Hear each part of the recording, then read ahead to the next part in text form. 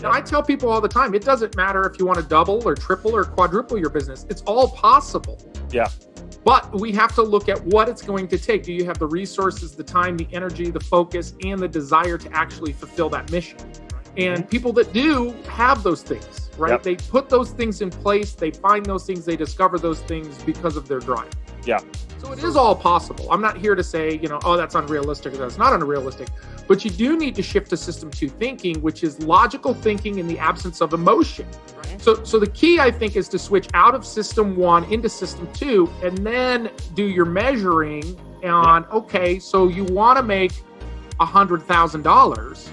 We need to now figure out how many units that is, and then figure out how many appointments you need to have in order to achieve that goal, and then how many conversations you need to have in order to set those appointments. And then we're shifting into math, which a lot of people want nothing to do with math.